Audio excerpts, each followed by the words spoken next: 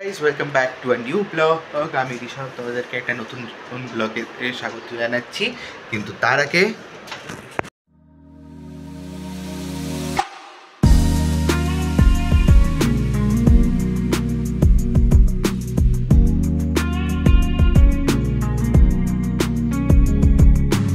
সকালবেলা আমাদের ব্রেকফাস্ট হয়ে গেছে ডান, আর তারপর মা বানিয়েছিল হচ্ছে দই দিয়ে ঝাঁঝ।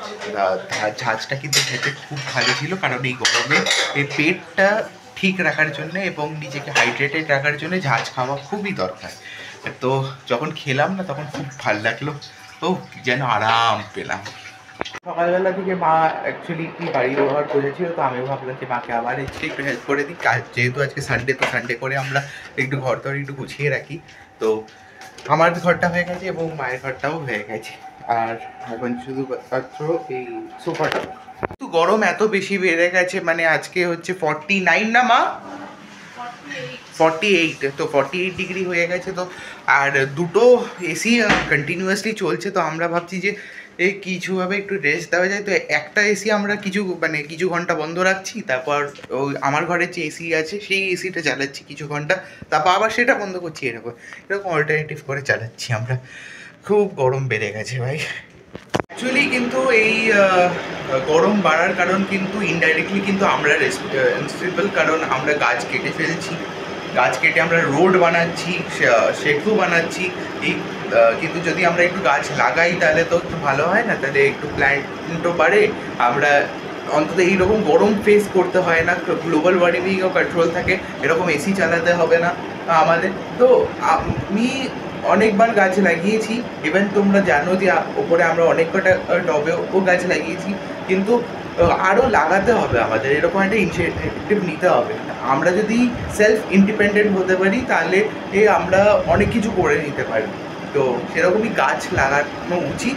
আমি তো ভাবছি নেক্সট এই কামিং উইকে আমি কিছু গাছ লাগিয়ে দেবো, আর তোমরাও লাগাও। তোমরা যেখানে পাবে নিজেদের আরও স্প্রেড করো যে গাছ লাগানোর জন্য। গাছ লাগালে মানে আমরা ভালো থাকবো, টেম্পারেচারও কম থাকবে। তো এটাই আমার বলার। দুপুরবেলার খাওয়া দাওয়া হয়ে যাবার পর আমি একটু ঘুমিয়ে পড়েছিলাম, আর এখন বাজে হচ্ছে এখন কটা বাজে গো মা? 5:30। তো হঠাৎ করে মা দেখি একটা সারপ্রাইজ দিয়েছে। কী সারপ্রাইজ দিয়েছে জানো? দাঁড়াও বলছি।